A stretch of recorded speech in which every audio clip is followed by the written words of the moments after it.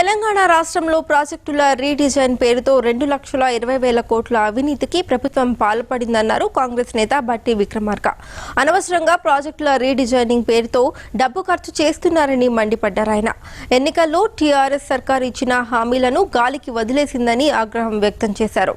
అంటే అంతిమంగా 98 లక్షల ఎకరాలకి ఆల్రెడీ అంటే 48 లక్షలు పూర్తి చేసిన ప్రాజెక్టులు ఉన్నాయి. 50 లక్షల ఎకరాలకు అదనంగా డిజైన్ చేసి 70%, 80%, 90% కంప్లీట్ చేసినటువంటి ప్రాజెక్టులు ఉన్నాయి. అంటే 98 లక్షల ఎకరాలకు ఆల్రెడీ రూపకల్పన జరిగిపోయింది. మళ్ళీ ఈ రోజు నువ్వు 1 కోటి ఎకరాలకు నీళ్ళు ఇస్తా అని చెప్పి 2,20,000 కోట్లు ఖర్చు పెడతా అంటున్నావు. అంటే నువ్వు ఇచ్చే అదనంగా ప్లాన్ చేసి కేవలం 2 లక్షల ఎకరాలకే 2,20,000 కోట్లు అవసరం అవుతాయా అని నేను సూటిగా ప్రశ్నిస్తా ఉన్నాను. తెలంగాణ రాష్ట్రాన్ని ఇచ్చినటువంటి కాంగ్రెస్ పార్టీ ప్రభుత్వం ఈ రాష్ట్రంలో ఉన్నటువంటి నిధులన్నింటికీ దోపిడీకి ఆ నలుగురు పాల్పడుతూ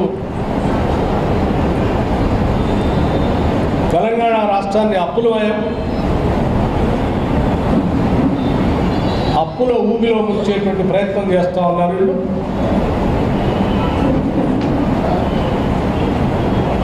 దానికి ఉదాహరణ మన జిల్లాలోనే మీరు ప్రత్యక్షంగా చూస్తూ ఉన్నాం. కేవలం 475 కోట్లతో అయిపోయేటువంటి రాజీవ్ సాగర్ ఇందిరా